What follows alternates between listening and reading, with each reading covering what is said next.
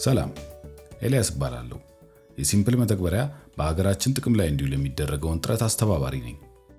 የሲምፕል መተግበሪያ ወይም አፕ የጤና ተቋማት የከፍተኛ የደም ግፊት ያለባቸውን ታካሚዎች በቴክኖሎጂ በመታገዝ የተሻለ አገልግሎት ለመስጠት የሚያስችል ለአጠቃቀም ቀላል የሆነና ምንም አይነት ክፍያ የማይጠይቅ መተግበሪያ ነው። ይህ መተግበሪያ ለሀገራችን አዲስ ቢሆንም በአሁኑ ሰዓት በመላው ዓለም በሚገኙ ከ500 በላይ በሆኑ የጤና ተቋማት ውስጥ ጥቅም ላይ እየዋለ ይገኛል። ሲምፕልን ለእናንተ ስናስተዋውቅ በጣም ደስተኞች ነን። ይህ የስልጠና ቪዲዮ 10 ምዕራፎች አሉት። በእነዚህ ምዕራፎች ውስጥ ይህንን መተግበሪያ በትክክል እንዴት መጠቀም እንደሚቻልና ለደም ግፊት ህመምተኞቻችሁ የምትሰጡትን ክትትልና ድጋፍ እንዴት በመተግበሪያው ታግዛችሁ ማሻሻል እንደምትችሉ አብረን የምናይ ይሆናል። ይህን ስልጠና ስትጨርሱ መተግበሪያውን በጤና ተቋማችሁ መጠቀም መጀመር ትችላላችሁ። አሁን እባካችሁ የአንድሮይድ ስልካችሁን ወይም ታብሌታችሁን አውጡና ስልጠናውን ከኔ ጋር ተከታተሉ። እስቲ ከምዕራፍ 1 እንጀምር። በምዕራፍ 1 መተግበሪያውን እንዴት እንደምትጭኑና አካውንት እንዴት መፍጠር እንደምትችሉ እናያለን።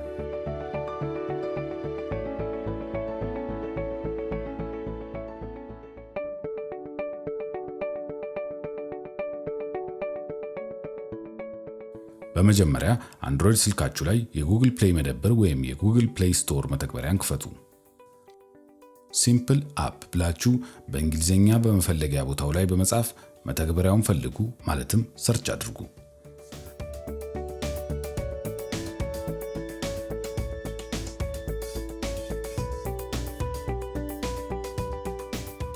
በፍለጋው ከሚመጡት በርካታ መተግበሪያዎች ውስጥ ባለቀይ የጠብታ ምልክቱን ሲምፕልን ምረጡ።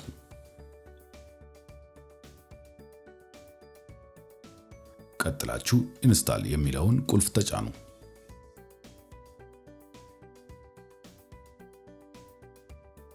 በኢንተርኔት አገልግሎት ፍጥነት መቀነስ ወይም በሌላ ምክንያት መተግበሪያውን ለመጫን ጊዜ ከወሰደ ይህንን ቪዲዮ ለአፍታ አቁሙት። ሁላችሁም መተግበሪያውን መጫናችሁን ካረጋገጣችሁ አብረን ወደ ቀጣዩ ክፍል እንሂድ።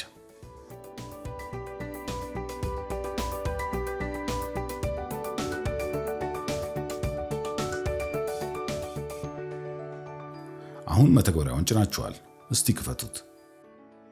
አሁን አካውንታችንን እንፈጥራለን። ልክ እንደ ቅድሙ የማሳየውን የአጠቃቀም ቅደም ተከተል ከኔ ጋር ተከተሉ። መተግበሪያውን ክፈቱት። ወደፊት ለመቀጠል ኔክስት የሚለውን ቁልፍ ተጫኑ። በዚህ ገጽ ላይ የምታገኙት የሲምፕል መተግበሪያ ለምን እንደሚጠቅም የሚያስተዋውቅ ዝርዝር ሲሆን እነዚህም የደም ግፊት ያለባቸውን በሺዎች የሚቆጠሩ ታካሚዎች መፈለግና ማግኘት፣ የታካሚዎችን የደም ግፊት ልኬትና መድኃኒት መዝግቦ መያዝ እና ታካሚዎችን ለክትትል እንዲመለሱ ማስታወስ ናቸው። አሁን ለመጀመር ጌት ስታርትድ የሚለውን ቁልፍ ተጫኑ። በመቀጠል አገር ምረጡ። ከመረጣችሁ በኋላም ለመቀጠል ከታች ያለውን ኔክስት የሚለውን ቁልፍ ተጫኑ። እዚህ ጋር የሞባይል ስልክ ቁጥራችሁን አስገቡ። ለመቀጠል ኔክስትን ተጫኑ።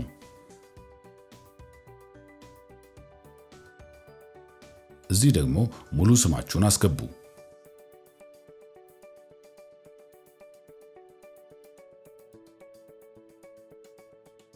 ለመቀጠል በድጋሚ ኔክስትን ተጫኑ። ይህን የፒን ቁጥር አስገቡ የሚል ገጽ ታገኛላችሁ። የፒን ቁጥር ልታስታውሱት የምትችሉት ማንኛውም ባለ 4 አሃዝ ቁጥር መሆን ይችላል። የፒን ቁጥራችሁ የግል የይለፍ ቃል ወይም ፓስወርዳችሁ እንደማለት ነው። የፒን ቁጥር ከመረጣችሁ በኋላ ለሁለተኛ ጊዜ እንድታረጋግጡ ስትጠየቁ የመረጣችሁትን ቁጥር በድጋሚ በማስገባት ምርጫችሁን አረጋግጡ። በሚቀጥለው ገጽ ላይ አላው ሎኬሽን አክሰስ የሚለውን ቁልፍ ተጫኑ። ከዚያም በሚታየው አነስ ያለ የፈቃድ ማረጋገጫ ሳጥን ላይ አላው የሚለውን ቁልፍ ተጫኑ። ይህን ፍቃድ መስጠታችሁ በመተግበሪያው ውስጥ የጤና ተቋማችሁን በፍጥነት እንድታገኙ ይረዳችኋል። በጣም ጥሩ። አሁን የጤና ተቋማችሁን መምረጫ ጋር ደርሰናል። የጤና ተቋማችሁን ስም ፈልጉና ስታገኙ ምረጡት። የምትሰሩበትን የጤና ተቋም መምረጣችሁን አረጋግጡ። ይህ በጣም አስፈላጊ ነው። ለዚህም ነው በድጋሚ የተቋማችሁን ስም እንድታረጋግጡ የምትጠየቁት። ትክክለኛውን ተቋም ከመረጣችሁ እዚህ ላይ የስ በማለት አረጋግጡ። ቀጥሎ የሚመጣው ሲምፕልን እንዴት መጠቀም እንደሚቻል የሚያሳይ አጭር ቪዲዮ ነው። እስቲ ይህን ስልጠና ለአፍታ አቁሙትና ይህን ቪዲዮ ተመልከቱ።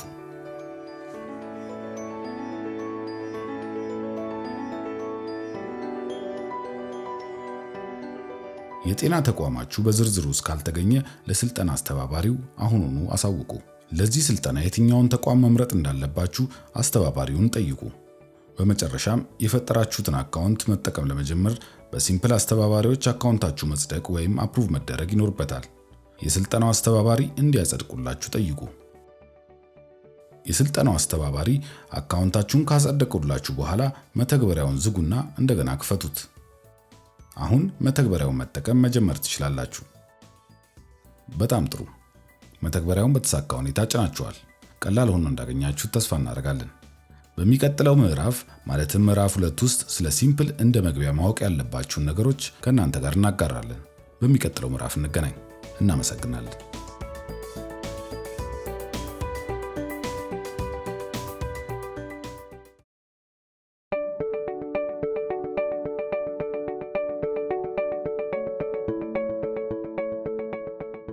በምዕራፍ 1 ውስጥ መተግበሪያውን በስልካችን ላይ ጭነናል። በተጨማሪም አካውንቶችን ፈጥረናል። አሁን ደግሞ ስለ ሲምፕል እንደ መግቢያ ማወቅ ያለባችሁን ነገሮች ላጋራችሁ። ሲምፕል እንደናንተ ላሉ የጤና ባለሙያዎች የተዘጋጀ መተግበሪያ ወይም አፕሊኬሽን ሲሆን ለከፍተኛ የደም ግፊት ታካሚዎች የተሻለ አገልግሎት ለመስጠት አቅም የሚፈጥር ነው። ይህ መተግበሪያ በነርሶች፣ በዶክተሮች፣ በጤና አማካሪዎች፣ በማህበረሰብ ጤና ሰራተኞችና በፋርማሲ ባለሙያዎች በዓለም ዙሪያ ባሉ ከ500 በላይ በሆኑ የጤና ተቋማት ውስጥ ጥቅም ላይ እየዋለ ይገኛል። ሲምፕልን ለመጠቀም 2 ነገሮች መሟላት አለባቸው። አንዱ የጫናችሁት መተግበሪያ ነው። ሁለተኛው ደግሞ የደም ግፊት ፓስፖርቶች ወይም የደም ግፊት ተለጣፊ ስቲከሮች ናቸው። አሁን ከመቀጠላችን በፊት እንደዚህ ያለ የደም ግፊት ፓስፖርት ወይም እንደዚህ አይነት የደም ግፊት ፓስፖርት ተለጣፊ ስቲከር መያዛችሁን አረጋግጡ።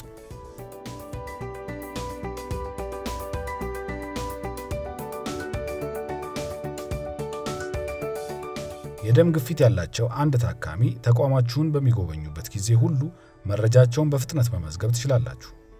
ከ20 ሰከንድ ባነሰ ጊዜ ውስጥ ማለት ነው። የታካሚዎቻችሁን የደም ግፊት ልኬት ታሪክና መድኃኒቶች በመመዝገብ በእያንዳንዱ ጉብኝታቸው በአገር አቀፍ መመሪያው መሰረት በአግባቡ መታከማቸውን ማረጋገጥ ትችላላችሁ። ታካሚዎች በተቀጠሩበት ቀን የቀሩ እንደሆነ ደግሞ ሲምፕል ቀለል ያለ አስተዋሽ አጭር የጽሑፍ መልእክት ስልካቸው ላይ ይልክላቸዋል። በተጨማሪም እንድትደውሉላቸው እነዚህን ቀነቀጠሯቸውን ያሳለፉ ታካሚዎች ዝርዝር ለይቶ ያወጣል። እንዲሁም ከጊዜ ወደ ጊዜ ያለውን የተቋማችሁን የሥራ እንቅስቃሴ መከታተል ያስችላል። በተቋማችሁ እየተሰሩ ያሉ ሥራዎች እያመጡ ያሉትን ውጤት በዚህ መልክ ማየት መቻሉ ደግሞ ሌላ ጥሩ ስሜት የሚፈጥር ነገር ነው።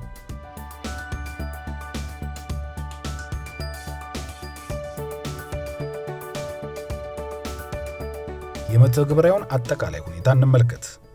በመጀመሪያ መተግበሪያውን በስልካችሁ ላይ እንክፈት። ከላይ 3 ክፍሎች ይታያሉ።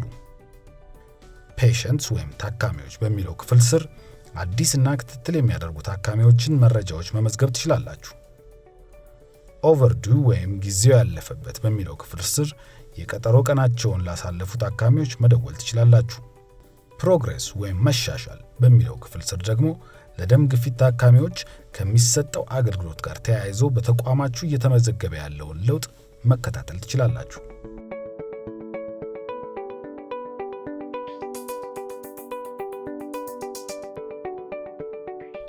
አሁን ደግሞ ይህን የላኛውን ቦታ እንመልከት። እዚህ ቦታ ላይ የምትመለከቱት የመረጣችሁትን የጤና ተቋም ስም ነው። በጊዜያዊነት በተለየ ተቋም ውስጥ በምትሰሩባቸው አጋጣሚዎች ተቋሙን ልትለውጡት ትችላላችሁ። ይህ ሄልፕ ወይም እርዳታ የሚለው ቁልፍ ወደ ማገዣዎች የሚመራ ነው። መተግበሪያውን ለመጠቀም የሚያግዙ የተለያዩ ሰነዶች ውስጡ ይገኛሉ። ይህ ቁልፍ ለሴቲንግ ወይም ቅንብሮች ነው። በቅንብሮች ገጽ ውስጥ የመተግበሪያውን ቋንቋ መለወጥ ትችላላችሁ። እዚህ ጋር ቆም ብላችሁ የሚመቻችሁን ቋንቋ ምረጡ። የታካሚ መረጃን በየትኛው ቋንቋ ማስገባት እንዳለባችሁ የስልጠናው አስተባባሪ ይነግሯችኋል።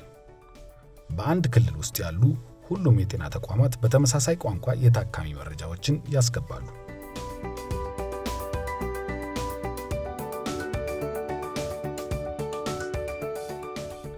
የሲምፕል መተግበሪያን ያዘጋጀው ቡድን መተግበሪያውን ለአጠቃቀም በጣም ምቹ አድርጎ ነው የቀየሰው። ለመረዳትም ቀላል ነው። አንዳንድ የሲምፕል መገለጫዎች እንመልከት። ለተጠቃሚ ምቹና እጅግ ፈጣን ሲሆን የአንድን ታካሚ መረጃ ከ20 ሰከንድ ባነሰ ጊዜ ውስጥ ለመመዝገብ ያስችላል። ይህም በሕክምና አገልግሎት አሰጣጥ ላይ ማተኮር እንድትችሉ እድሎችን ያመቻቻል። መተግበሪያው የሚልከው የመረጃ መጠን በጣም ትንሽ የሚባል በወር ወደ 20 ሜጋባይት ያህል ብቻ ሲሆን ይህም በዝቅተኛ የኢንተርኔት ወጪና ፈጣን የኢንተርኔት አገልግሎት በሌለባቸው ቦታዎች ጥቅም እንዲሰጥ ያስችለዋል። መተግበሪያው በስልካችሁ ላይ የሚወስደው ቦታ 20 ሜጋባይት አካባቢ ብቻ ነው። 20 ሜጋባይት ማለት ከ5 እስከ 6 ፎቶግራፎች ጋር ተመሳሳይ የሆነ የቦታ መጠን ፍላጎት ነው። መተግበሪያው የኢንተርኔት ግንኙነት በሌለበት ወይም በተቋረጠበትም ወቅት ቢሆን መስራቱን ይቀጥላል። ከዛም የኢንተርኔት ግንኙነት ስታገኙ መረጃዎችን ከዋናው የመረጃ ቋት ጋር ተለዋውጦ ይመሳሰላል ወይም ወቅታዊነቱን ያረጋግጣል። መተግበሪያው በኢንፎርሜሽን ቴክኖሎጂ ኢንዱስትሪ ዓለም አቀፍ ተቀባይነት ያላቸውን የደህንነት መጠበቂያዎች በመጠቀም የታካሚዎች መረጃ ደህንነቱ የተጠበቀ መሆኑን ያረጋግጣል። ሲምፕል በስልኮቻችሁ ውስጥ ያሉ ማናቸውንም አይነት የግል መረጃዎች አይነካም። ይኸው ነው። በሚቀጥለው ምዕራፍ ማለትም ምዕራፍ 3 የመጀመሪያ ታካሚያችንን እንመዘግባለን። በሚቀጥለው ምዕራፍ እንገናኝ። እናመሰግናለን።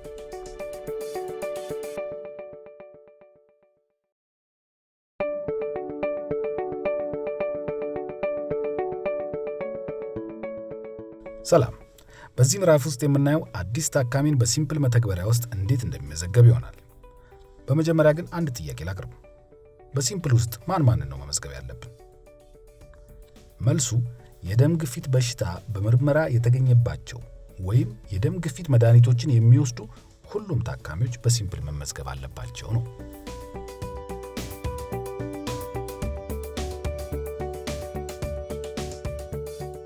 አሁን በዚች ሰዓት በጤና ተቋማችሁ ውስጥ እየሰራችሁ ነው ብለን እናስብ። ልክ እንደተለመደው ለታካሚዎች አገልግሎት እየሰጣችሁ ነው እንበል። አንድ ታካሚ ወደ እናንተ መጥተዋል። የደም ግፊት ተጋላጭነት አላቸው። እስቲ እሳቸውን በሲምፕል ውስጥ እንመዝግባቸው። ማሳሰቢያ፣ ትክክለኛው ተቋም በመተግበሪያው ውስጥ መመረጡን አረጋግጡ። ሁሌም ታካሚ ከመመዝገባችሁ በፊት የተመረጠው ተቋም ትክክለኛው ወይም የራሳችሁ ተቋም መሆኑን ማረጋገጥ ይኖርባችኋል። ታካሚዎች እዚህ ገጽ ላይ ይመዘገባሉ።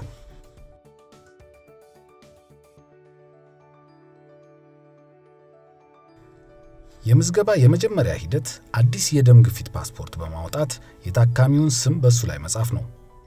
ለዚህ ስልጠና ዓላማ የራሳችሁን ስም በፓስፖርቱ ላይ በመጻፍ መጀመር ይመከራል። ራሳችሁን እንደ ታካሚ ትመዘግባላችሁ ማለት ነው። የደም ግፊት ፓስፖርት ተለጣፊ ስቲከር የምትጠቀሙ ከሆነ ደግሞ ተለጣፊውን ልጦ በታካሚው የጤና ደብተር ወይም ማስታወሻ ላይ በመለጠፍ በተመሳሳይ ምዝገባውን መጀመር ይቻላል። ለዚህ ስልጠና ተለጣፊውን በራሳችሁ ማስታወሻ ደብተር ላይ መለጠፍ ትችላላችሁ ማለት ነው።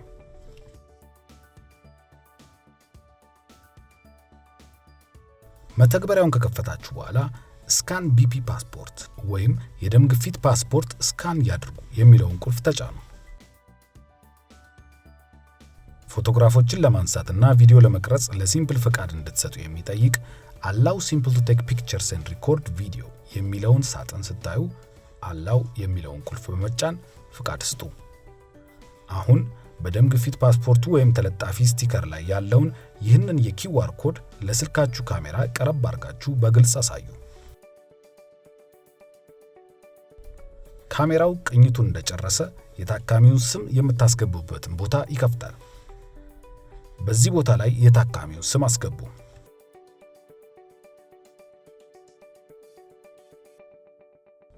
ለመቀጠል ኔክስት ወይም ቀጥል የሚለውን ቁልፍ ተጫኑ። ታካሚው ከስር ባለው የፍለጋ ውጤቶች ዝርዝር ውስጥ ቀድመው ተመዝግበው እንደሌሉ አረጋግጡ። ታካሚውን ለመመዝገብ ሬጂስተር ፔሸንት ወይም መዝግብ የሚለውን ቁልፍ ተጫኑ።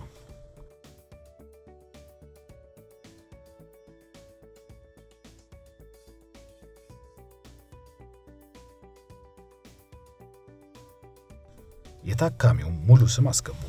በመቀጠል ዕድሜ ወይም የትውልድ ቀን አስገቡ።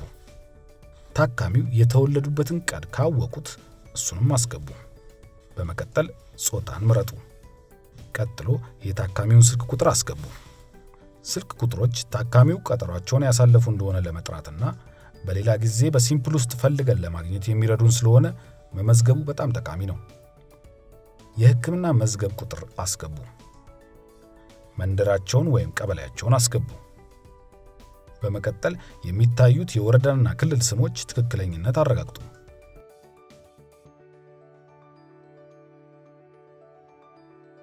ቀጥሎም ኔክስት ወይም ቀጥል የሚለውን ቁልፍ በመጫን ወደሚቀጥለው ለፉ።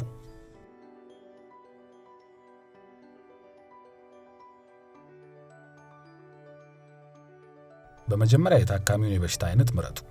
ይህ መሰረታዊ መረጃ ስለሆነ የበሽታው አይነት ሳይመረጥ ማለፍ አይቻልም። በመቀጠል የልብ ድካም ወይም ሃርት አታክ፣ ስትሮክ እና የኩላሊት በሽታ ወይም ኪድኒ ዲዚዝ የሚሉ ምርጫዎች ትመለከታላችሁ።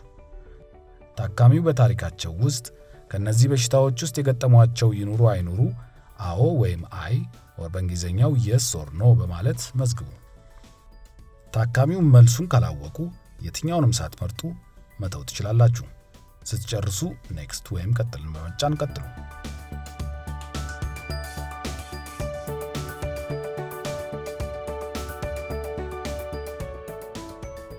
አሁን የታካሚያችንን የደም ግፊት ልኬትና የሚወስዱትን መድኃኒት እንመዘግባለን። በሰማያዊ ብለድ ፕሬሸር ወይም የደም ግፊት የሚለውን ጽሑፍ ስትነኩ የደም ግፊት ልኬት መመዝገቢያ ገጹ ይከፈታል። የሲስቶሊክና ዲያስቶሊክ ልኬቶች እዚህ አስገቡ።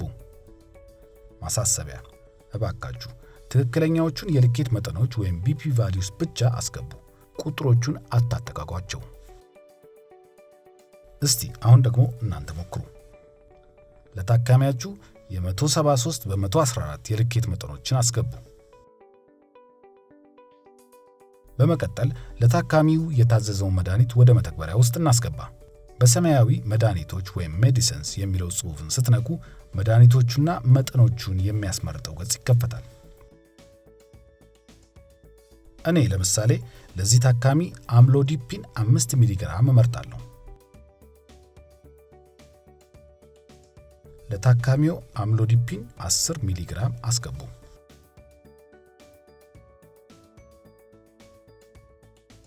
በመድኃኒቶች ዝርዝሩ ውስጥ ያልተካተተ ሌላ መድኃኒት ማስገባት ከፈለጋችሁ ትችላላችሁ። ሌላ መድኃኒት ያክሉ ወይም ኤዲት ሜዲሲንስ የሚለውን ቁልፍ ስትጫኑ የመድኃኒቶችን ዝርዝር ለማረም ወደሚያስችለው ገጽ ይወስዳችኋል። እዚህ ሌላ መድኃኒት አክሉ ወይም ኤዲት ሜዲሲንስ የሚለውን ተጫኑ። የመድኃኒቱን ስምና የሚወሰደውን መጠን አስገቡ። ቀጥሎ ሴቭ አድርጉ። ለታካሚው ኒፊዲፒን 10 ሚሊግራም አስገቡ።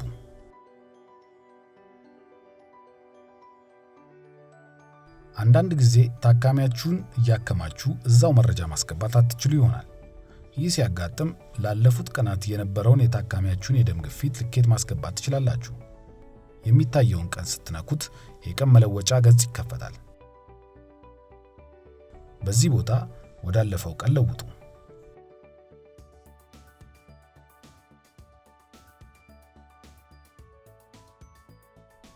ትላንት ላዩት ታካሚው የደም ግፊት ልኬት ያስገቡ።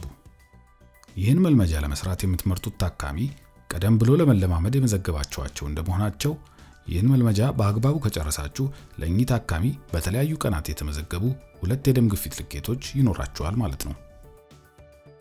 የታካሚያችንን የደም ግፊት ልኬቶችና መድኃኒት መዝግበን ጨርሰናል። አሁን የታካሚውን መረጃ በማህደራቸው እንዲቀመጥ ካደረግን በኋላ ለቀጣዩ ጉብኝታቸው ቀጠሮ እንይዝላቸዋለን። የታካሚውን መረጃ ለማስቀመጥ ሴቭ ያድርጉ ወይም ሴቭ የሚለውን ቁልፍ ተጫኑ። ሴቭ ካደረግን በኋላ በቀጥታ ወደ ቀጠሮ መያዣው ነው የሚወስደን። እዚህ ላይ እንደሚታየው ቀጠሮ መያዣው የመመለሻቸውን ቀን ከ28 ቀናት በኋላ ብሎ ነው የሚነሳው። ይህን ቁጥር መቀነስ ወይም መጨመር ስለሚቻል ታካሚውን ከፈለግነው ቀን በኋላ እንዲመለሱ መቅጠር ይቻላል። ወይም ደግሞ እንደ አማራጭ ለውጥ ወይም ቼንጅ የሚለውን ቁልፍ ስንነካ የሚመጣውን ይህንን የቀን መቁጠሪያ በመጠቀም ትክክለኛውን የቀጠሮው ቀን በቀላሉ መምረጥ ይቻላል።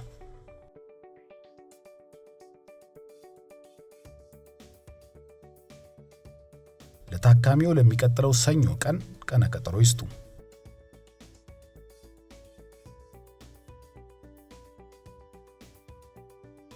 በሚቀጥለው የቀጠሮ ቀን ታካሚው ወደ ሌላ የጤና ተቋም መሄድ ቢኖርባቸው የጤና ተቋሙን ከዚህ ይምረጡ።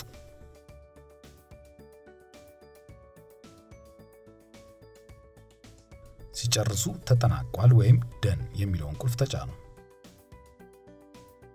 ይኸው ነው፣ ታካሚው በትክክል ተመዝግቧል። በቅርብ የታዩ የታካሚዎች ዝርዝር ውስጥ ልታገኟቸው ትችላላችሁ።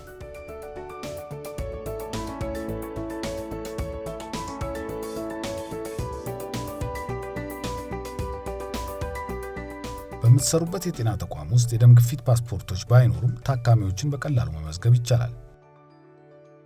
በመጀመሪያ የታካሚውን ስም አስገቡ።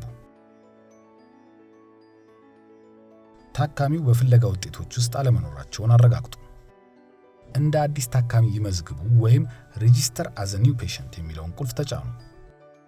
የታካሚውን ዝርዝር መረጃ ካስገባችሁ በኋላ የደም ግፊት ልኬታቸውን አስገቡ።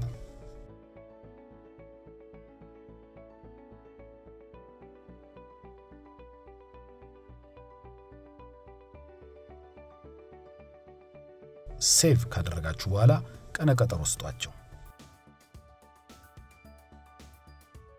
ያለ የደም ግፊት ፓስፖርት ታካሚ ይመዝግቡ። ለዚህ መልመጃ የጓደኛችሁን ስም ተጠቀሙ። ጥሩ፣ እንቀጥል። እስካሁን ታካሚዎችን የደም ግፊት ልኬታቸውንና መድኃኒቶቻቸውን አመዘጋገብና ቀጠሮ መያዝ እንዴት እንደሚቻል ተመልክተናል። ይህንን በደም ግፊት ፓስፖርት እንዲሁም ያለ የደም ግፊት ፓስፖርት እንዴት ማድረግ እንደሚቻል አይተናል። እስካሁን ያለፍንባቸው ሂደቶች በሚገባ ከተከታተላችሁ በመተግበሪያው ውስጥ የተመዘገቡ 2 ታካሚዎች ሊኖራችሁ ይገባል። አንድ በስማችሁና አንዱ ደግሞ በጓደኛችሁ ስም። ማንኛውም አይነት ጥያቄ ካላችሁ ቪዲዮን ለአፍታ አቁሙትና የስልጠና አስተባባሪውን ጠይቁ። እናመሰግናለን።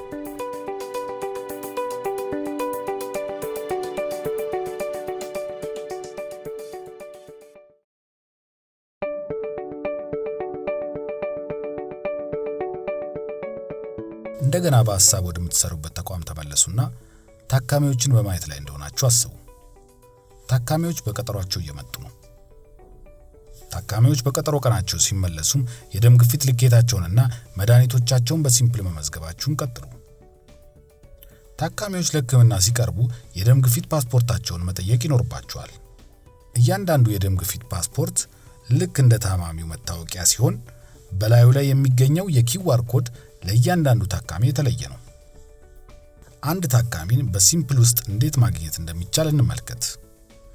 ይህን የደም ግፊት ፓስፖርት ስካን ያርጉ ወይም ስካን ቢፒ ፓስፖርት የሚለውን ቁልፍ ተጫኑ።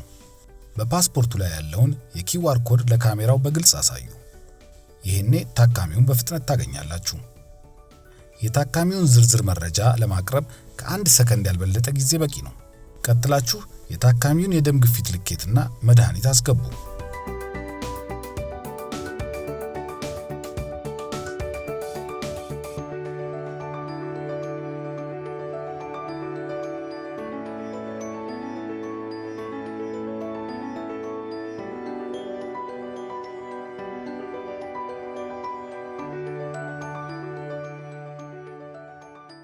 በቀደመው ምዕራፍ የመዘገባችሁትን ታካሚ ያስታወሳችኋቸው?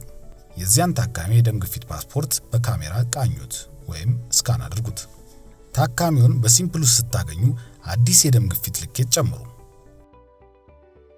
ታካሚውን ማግኘት ቻላችሁ?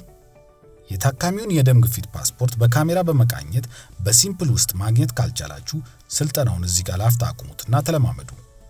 ይህን ሂደት በደንብ መረዳት መሰረታዊ ስለሆነ ስካን በማድረግ በመተግበሪያው ውስጥ አንድን ታካሚ እንዴት እንደሚገኝ ሁሉም ሰው መረዳቱን ስታረጋግጡ ብቻ ወደሚቀጥለው ክፍል እለፉ።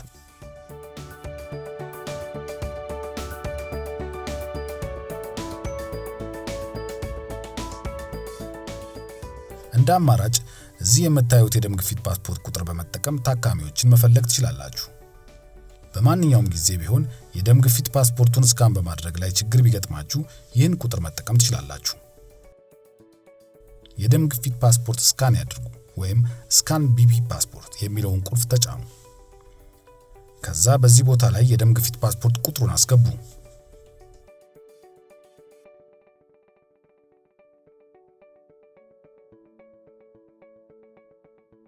ለመቀጠል ሰርች አድርጉ።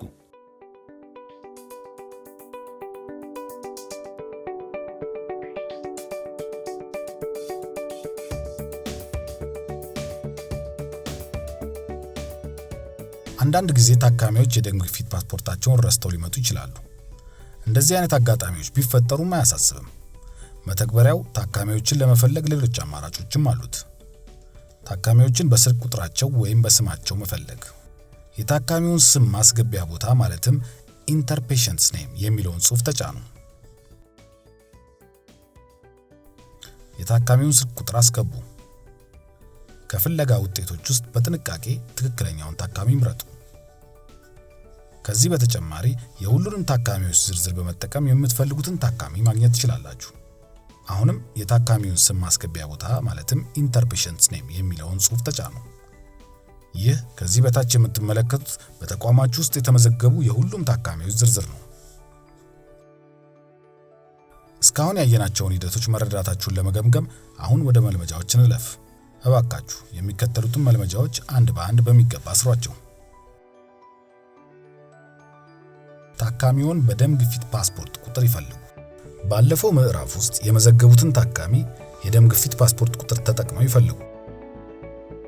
ታካሚው የደም ግፊት ፓስፖርታቸውን ይዘው አልመጡም። ታካሚውን በስልክ ቁጥራቸው ይፈልጉ። በድጋሚ ታካሚውን በስማቸው ይፈልጉ።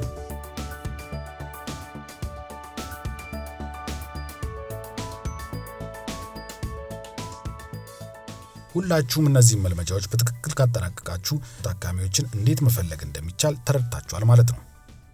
ይህ ሂደት ብዙ ጊዜ ልትጠቀሙበት ስለምትችሉ በሚገባ መረዳታችሁን እርግጠኛ መሆን አለባችሁ። ማንኛውም ጥያቄ ካላችሁ ወይም ታካሚውን በመተግበሪያው ውስጥ ለማግኘት ካልቻላችሁ ቪዲዮውን ላፍታ አቁሙና ከስልጠና አስተባባሪያችሁ ማብራሪያ ጠይቁ። በሚቀጥለው ምዕራፍ በመተግበሪያው ውስጥ ትክክለኛውን ታካሚ ለማግኘት እንዴት ጥንቃቄ ማድረግ እንደምንችል እንማራለን። እናመሰግናለን።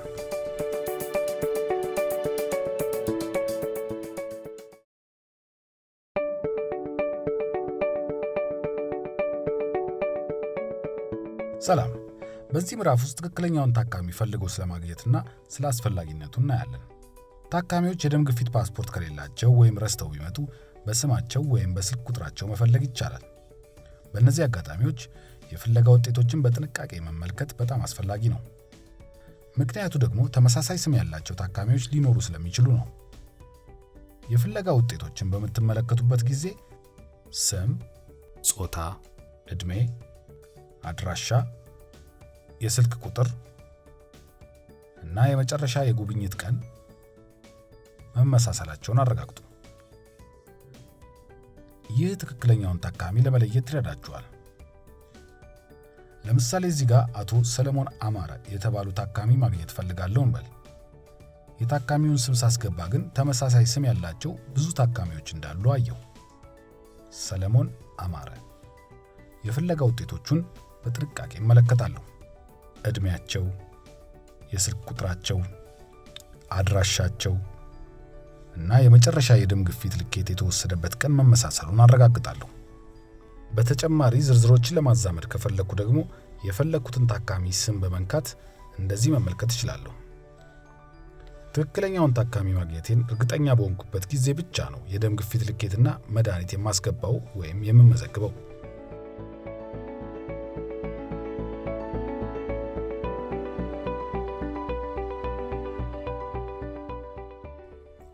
ሲምፕል ከተቋማችሁ አልፎ ባላችሁበት አካባቢ ውስጥ ያሉ የሁሉንም ታካሚዎች ማህደር ይይዛል። አንድ ታካሚ በወረዳችሁ ውስጥ ባለ ሌላ ተቋም ውስጥ ተመዝግበው ከሆነ በሲምፕል ውስጥ መረጃቸውን ማግኘት ትችላላችሁ ማለት ነው። እዚህ እንደምታዩት የኔ ተቋም አዲስ ሕይወት ጤና ጣቢያ ነው። ደስታ አበበ የሚባል ታካሚ እየፈለኩ ነው። እሳቸው እኔ በምሰራበት ተቋም ሳይሆን የተመዘገቡት በሌላ በአቅራቢያችን ባለ ተቋም ውስጥ ነው። እዚህ ጋር ከፍለጋ ውጤቶቹ ከፍ ብሎ በእኔ ተቋም ሕክምናቸውን የተከታተሉ ህመምተኞችን ነው የማየው። ወደ ታች ሲወርድ ተጨማሪ ውጤቶች ወይም ሞር ሪዛልትስ የሚለው ስር ግን በወረዳችን ባሉ ሌሎች ተቋማት ውስጥ የሚገለገሉ ታካሚዎችን ማግኘት እችላለሁ። እንደምትመለከቱት እዚህ ጋር እኔ የምፈልጋቸውን ታካሚ አግኝቻቸዋለሁ። በዚህ ምዕራፍ ውስጥ ትክክለኛውን ታካሚ ለማግኘት ጊዜ መውሰድ አስፈላጊ መሆኑንና የታካሚዎች ማህደር ውስጥ አዲስ ምዝገባዎችን ከማድረጋችን በፊት ይህን ማረጋገጥ እንዳለብን እንደተረዳችሁ እናምናለን። እናመሰግናለን።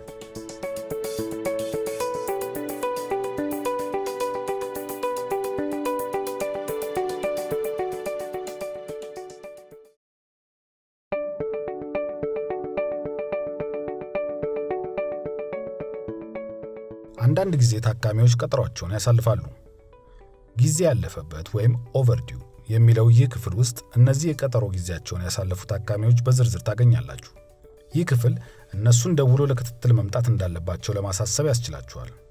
ለከፋ የጤና ቀውስ ተጋላጭነት ያላቸው ታካሚዎች በዝርዝር ውስጥ ከላይ ሆነው ታገኛላችሁ።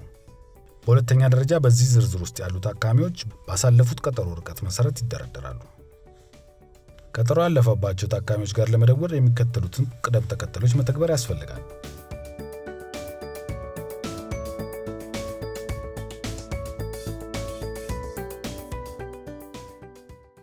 መደበኛ ወይም ኖርማል የሚለውን ቁልፍ በመጫን ወደ ታካሚዎች ጥሪ ማድረግ ትችላላችሁ። ለታካሚዎች ስትደውሉ ቀጠሯቸውን እንዳሳለፉ ነግራችኋቸው ወደ ጤና ተቋም እንዲመጡ ጠይቋቸው።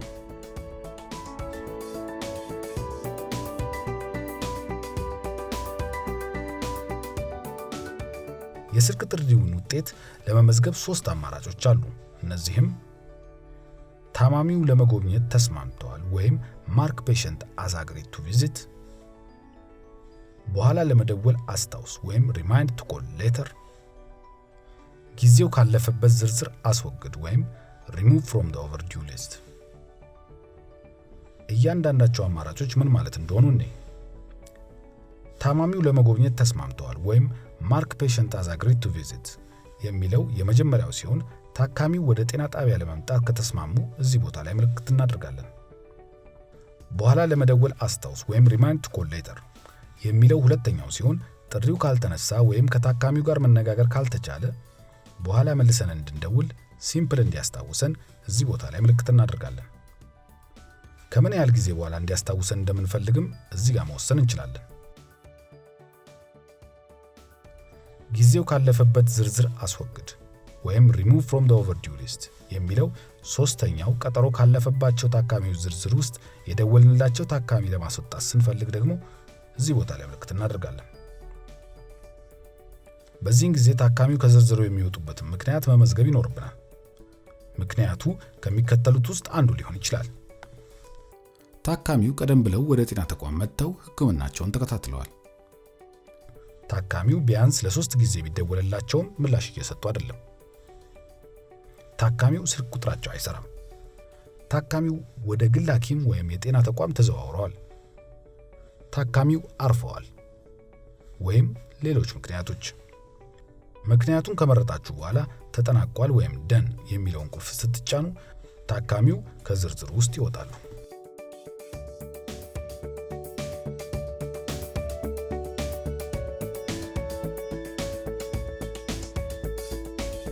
ታካሚዎች በቀጠሯቸው ካልተገኙ ሲምፕል በራሱ ወደ ጤና ተቋሙ እንዲመጡ ለማስታወስ አጭር የጽሑፍ መልእክት ይልክላቸዋል። ይህ መልእክት የሚጻፍበት ቋንቋ በአካባቢዎቹ በሚነገረው ቋንቋ ስለሚወሰን ታካሚዎች በቀላሉ መልእክቱን ይረዱታል ተብሎ ይታመናል።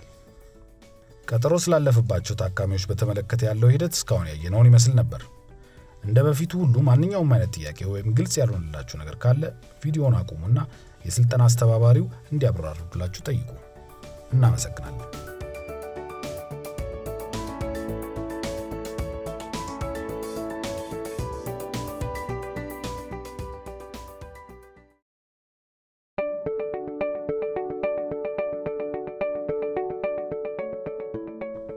ሰላም።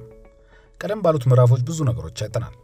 ማለትም አዲስ በሽተኛ እንዴት መመዝገብ እንደሚቻል፣ ክትትል የሚያደርጉ ታካሚዎች መረጃ እንዴት እንደሚመዘገብና ቀጠሯቸውን ያሳለፉ ታካሚዎችን እንዴት ማስታወስ እንደሚቻል አይተናል። አሁን ደግሞ ጥቂት ተጨማሪ አስፈላጊ የመተግበሪያውን መገለጫዎች እንመልከት።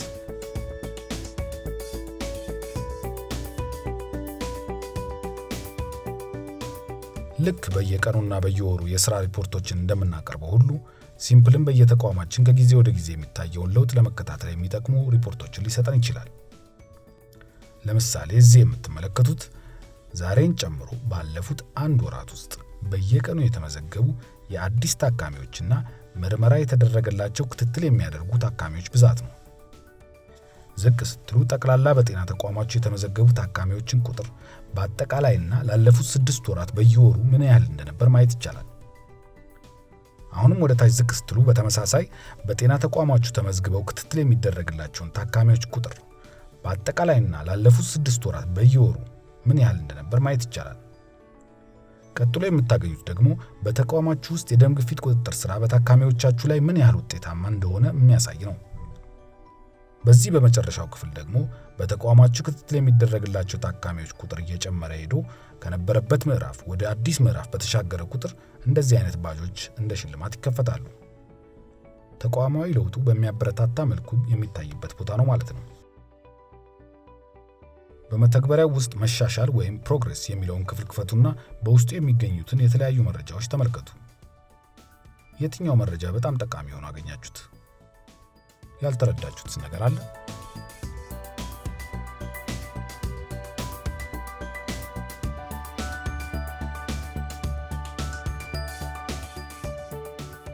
በተቋማችሁ በሲምፕል ተጠቅማችሁ የስኳር በሽታ ክትትልን ማድረግ የሚቻል ወይም የተፈቀደ ከሆነ የታካሚዎቻችሁን የስኳር መጠን ልኬትና መድኃኒቶች ልክ እንደ ደም ግፊት ሁሉ መመዝገብ ትችላላችሁ። የስኳር በሽታ መመዝገቢያው አገልግሎት መስጠት የማይችል ከሆነና እንዲሰጥ ከፈለጋችሁ ከሚመለከተው አስተባባሪ ጋር መነጋገር ትችላላችሁ። የደም የስኳር መጠን ልኬትን ለመመዝገብ እዚህ ላይ ተጭናችሁ ጀምሩ። ቀጥሎ የስኳር መለኪያውን አይነት ምረጡ። ልኬቱን ጻፉና ኢንተር የሚለውን ቁልፍ በመጫን ምዝገባውን ጨርሱ። ልክ ለደም ግፊት እንዳደረግነው ለስኳር በሽታም በዝርዝሩ ውስጥ የማይገኙ መድኃኒቶችን ማስገባት ትችላላችሁ።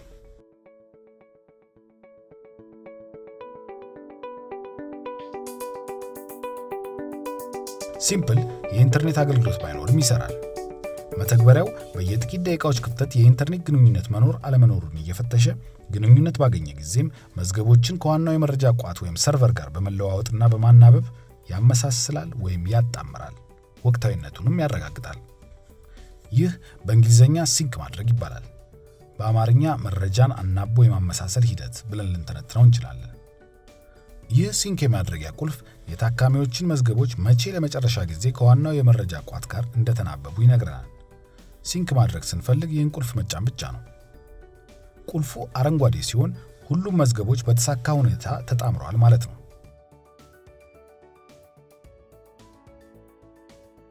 ወደ መተግበሪያው የመጀመሪያ ገጽ ሂዱ። የማጣመሪያ ቁልፉ ቀለም ምን አይነት እንደሆነ ተመልከቱ።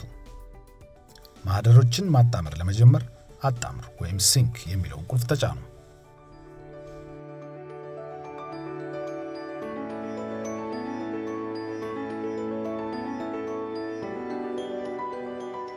ይህ የቅርብ ወይም ሪሰንት የሚለው ክፍል በተቋማችን በቅርብ ጊዜ አገልግሎት ያገኙ ታካሚዎችን ዝርዝር በፍጥነት ለማግኘት የሚያስችለን ነው። ዝርዝሩ ሰፋ ብሎ ሁሉንም የቅርብ ጊዜ ታካሚዎች ለማየት ከፈለግን ደግሞ ሁሉንም ይመልከቱ ወይም ሲኦል የሚለውን ይህን ቁልፍ መጫን ብቻ ነው።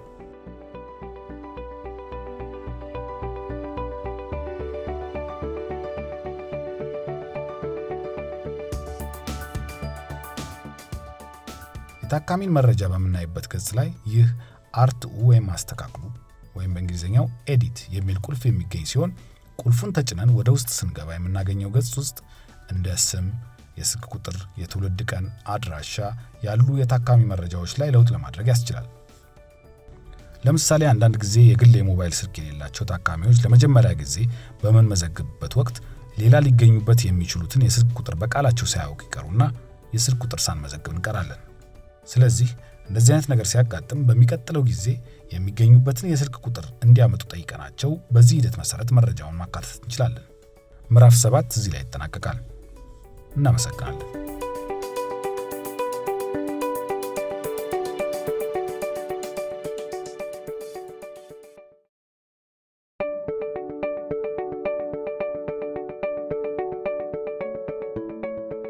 ከመጀመራችን በፊት ማስታወሻ ደብተር አወጣችሁ በመተግበሪያው አጠቃቀም ላይ ያላችሁን ጥያቄዎች በሙሉ ጻፏቸው። በጤና ተቋማችሁ ውስጥ ሲምፕል እንዳትጠቀሙ ሊያደርጓችሁ የሚችሉ ምን ችግሮች ይታያችኋል?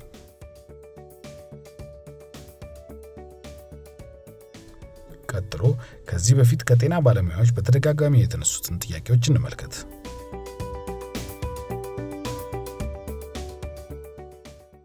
ለነባር ህመምተኛ አዲስ የደም ግፊት ፓስፖርት እንዴት መመደብ እችላለሁ? ይህ የተለመደ ግን መሰረታዊ ጥያቄ ነው። አንድ ታካሚ የደም ግፊት ፓስፖርታቸውን ቢጥሉ ወይም ቢጠፋባቸው በቀላሉ አዲስ ፓስፖርት ልትቀይሩላቸው ትችላላችሁ። አዲሱን የደም ግፊት ፓስፖርት በካሜራ ቃኙ ወይም ስካን አድርጉ።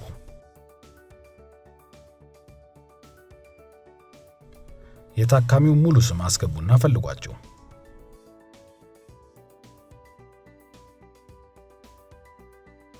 ትክክለኛውን ታካሚ ከዝርዝር ውስጥ ምረጡ። አዲሱን የደም ግፊት ፓስፖርት ለታካሚው ስጡ።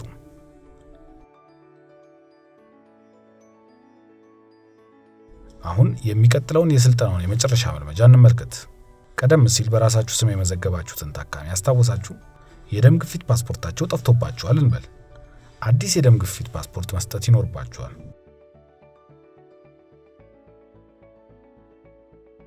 ይህ መልመጃ 2 ክፍሎች አሉት። በመጀመሪያ ለዚህ ለተመዘገበ ታካሚያችሁ አዲስ የደም ግፊት ፓስፖርት ስጡ።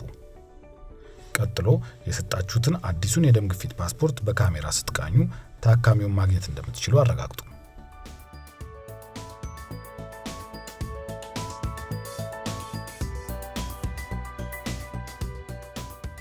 ፒን ቁጥሬን ብረሳ ምን ማድረግ አለብኝ? ፒን ረሱ ወይም ፎርጌት ፒን የሚለውን ጽሑፍ ነክታችሁ አዲስ ፒን አስገቡ። አዲስ ፒን በዚህ መልኩ ከፈጠራችሁ በኋላ ለሚመለከተው አስተባባሪ በማሳወቅ እንደገና አካውንታችሁን እንዲያጸድቁላችሁ ማለትም አፕሩቭ እንዲያደርጉላችሁ ጠይቁ። ስልኬን ከቀየርኩ ምን ማድረግ አለብኝ? ይህም ቀላል ነው። በአዲሱ ስልክ ላይ የሲምፕል መተግበሪያን አውርዱ። በስልክ ቁጥራችሁ ተመዝገቡ ወይም ሳይን አፕ አድርጉ። ከዚያም በመተግበሪያ ውስጥ ተቋማችሁ ምረጡ። በተመዘገበው ስልክ ቁጥር ላይ የማረጋገጫ ኮድ ይላክላችኋል። የማረጋገጫ ኮዱን ስታስገቡ ሁሉም የታካሚዎቻችሁ ማህደሮች ወደ አዲሱ ስልካችሁ ከዋናው የመረጃ ቋት ወይም ሰርቨር ጋር በመናበብ እንደ በፊቱ ይጣመራሉ ወይም ሲንክ ያደርጋሉ። በተቋሜ ውስጥ የኢንተርኔት አገልግሎት ከሌለስ? ይህ መተግበሪያ የኢንተርኔት አገልግሎት በማይኖርበት ጊዜም ይሰራል። ስልካችሁ የኢንተርኔት አገልግሎት ሲያገኝ መተግበሪያው በራሱ የታካሚዎች ማህደር ከዋናው የመረጃ ቋት ወይም ሰርቨር ጋር በማናበብ ያጣምራል ወይም ሲንክ ያደርጋል። እንደ አማራጭ ደግሞ ራሳችሁ አጣምሩ ወይም ሲንክ የሚለውን ቁልፍ በመጫን ማህደሮቹን ማጣመር ትችላላችሁ። በአንድ የጤና ተቋም 2 ወይም ከዚያ በላይ ሰዎች ሲምፕል መጠቀም ይችላሉ? መልሱ ይችላሉ ነው። በተመሳሳይ ተቋምም ቢሆን በርካታ የጤና ባለሙያዎች ሲምፕል መተግበሪያን መጠቀም ይችላሉ። የሲምፕል መተግበሪያ በመደበኝነት ሲንክ መደረጉን ወይም መጣመሩን ልታረጋግጡ ይገባል። በመተግበሪያው የመጀመሪያ ገጽ ላይ የሚታየውን የማጣመር ወይም የሲንክ ቁልፍ አረንጓዴ መሆን አለመሆኑን በማየት ይህንን ማረጋገጥ ትችላላችሁ። ይህን ማድረግ በተቋማችሁ ውስጥ ያሉ ሁሉ የሲምፕል ተጠቃሚዎች ወቅታዊ መረጃ እንደሚያገኙ ያረጋግጣል። ስለ ሲምፕል አጠቃቀም ሌሎች ጥያቄዎች ሊኖራችሁ ይችላሉ። የስልጠና አስተባባሪው ማብራሪያዎችን ሊሰጧችሁ ስለሚችሉ ከመጠየቅ ወደ ኋላ እንዳትሉ። በሚቀጥለው ምዕራፍ በሲምፕል መተግበሪያ ውስጥ እንዴት እርዳታ ማግኘት እንደሚቻል እንነጋገራለን። እናመሰግናለን።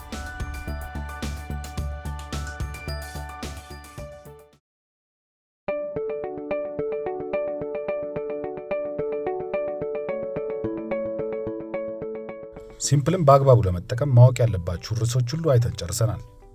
ለስራ የሚሆን መተግበሪያ ስትጠቀሙ የመጀመሪያችሁ ከሆነ አስቸጋሪ ወይም ግራ የሚያጋባ ሊሆን እንደሚችል እናምናለን። መተግበሪያውን ስትጠቀሙ ችግር ባጋጠማችሁ ጊዜ ሁሉ እርዳታ መጠየቅ ትችላላችሁ።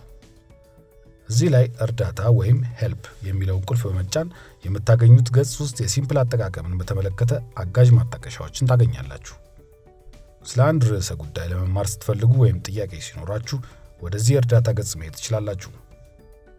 በሁለተኛ ደረጃ በአቅራቢያችሁ ያሉ የሲምፕል መተግበሪያ አፈጻጸምን የሚያስተባብሩ ባለሙያዎች ጋር ስልክ በመደወል እርዳታ ማግኘት ትችላላችሁ። በሶስተኛ ደረጃ መተግበሪያውን ስትጠቀሙ ማንኛውንም ችግር ቢያጋጥማችሁ የሚመለከታቸውን አስተባባሪዎች መጠየቅ ትችላላችሁ። አስተባባሪዎች እናንተን ለመርዳት ዝግጁ ናቸው። ከልብ ህመምና ከድንገተኛ ህመም ህይወትን ለማዳን የምታደርጉትን ከፍተኛ ጥረት ከልብ እያደነቅን በእናንተ ጥረት ጥራቱን የጠበቀ የጤና እንክብካቤ ለሁሉም ታካሚ ተደራሽ እንዲሆን ለማድረግ እንደሚቻል እናምናለን። እናመሰግናለን።